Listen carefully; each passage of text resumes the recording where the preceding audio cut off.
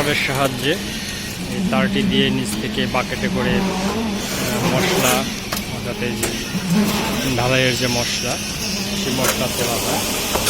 এখানে দেখতে পাচ্ছেন মশলা, এখানে শীট বিছিয়ে মশলা তোলা হয়েছে এবং এখান থেকে কড়াইতে করে, বেলচা দিয়ে কড়াইতে করে মশলা মূলত নিয়ে যেখানে কাজ চলবে সেখানে মশলা দেওয়া হচ্ছে।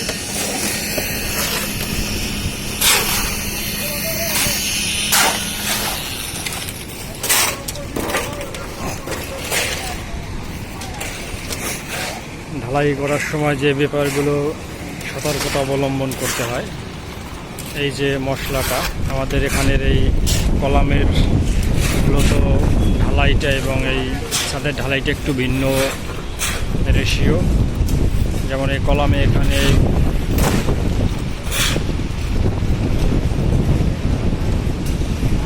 1:1.25:2.5 অর্থাৎ 100:2.5 যে অনুপাত আছে, এই অনুপাতে কলাম বা কলামের পাশে কিছু জায়গা ঢালাই করা হয়েছে এবং বাকি যে ছাদ ঢালাই করা হয়েছে 1:1.5:3 অর্থাৎ 1.5-3 ঢালাইয়ে। তো রেশিওটা ঠিকমতো দেওয়া হয় কিনা বা মিক্সারটা ঠিকমতো হয় কিনা, এই ব্যাপারগুলো দেখার জন্য নিচে একজন লোক রয়েছে আমাদের।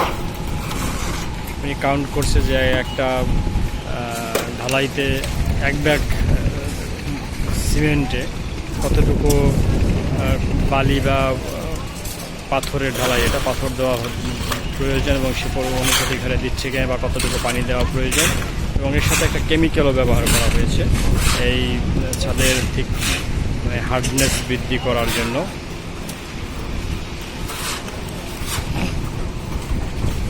এই অংশটা ঢালাই হয়ে গিয়েছে। এখানে দেখেন ঢালাই করে কয়েকটি রড দেখা যাচ্ছে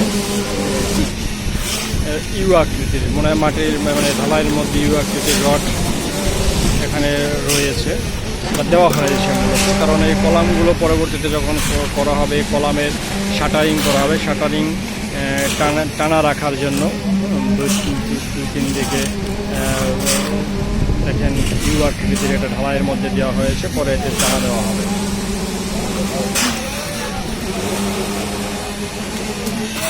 কলামে আপনারা এই যে লাল একটি অংশ দেখতে পাচ্ছেন, এটা হচ্ছে একটা লেবেল নেওয়া। এই যে লাল একটি অংশ, এখান থেকে মূলত এই ছাদটিতে ছাদের টপ থেকে এই যে লাল অংশ টেপ মারা আছে টপ পর্যন্ত 15 ইঞ্চি মূলত রাখা হয়েছে।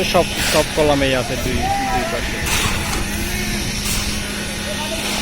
লেবেল নেওয়া হয়েছে এবং এখান থেকে 15 ইঞ্চি ডাউনের ছাদ এবং সে অনুযায়ী ছাদ করা হয়েছে।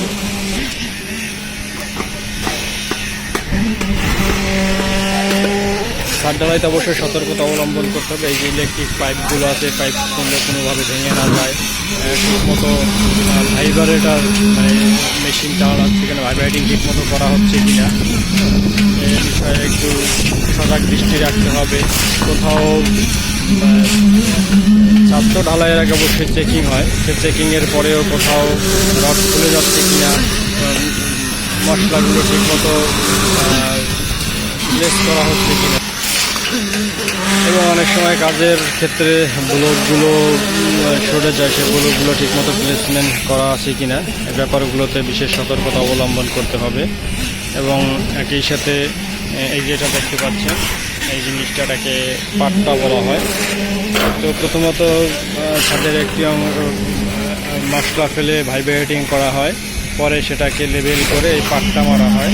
এই পাট্টা মেরে দেখতে পাচ্ছেন সমান করা হয় এবং কিছুটা পাট্টা মারলে কিছুটা মশলাটা কিছুটা গাছ খায়, অর্থাৎ কিছুটা কম্প্যাকশন হয়, যার কারণে এই পাট্টা মারা হয়।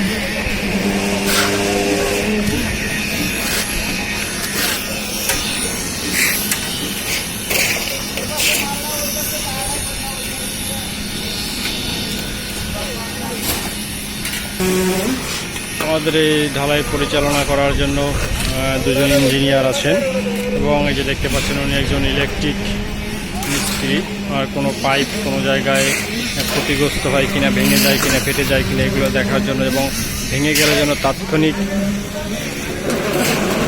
তাৎক্ষণিক এসে সেটা সারতে পারে সে বিষয়ে তিনি সজাগ দৃষ্টি রাখছেন।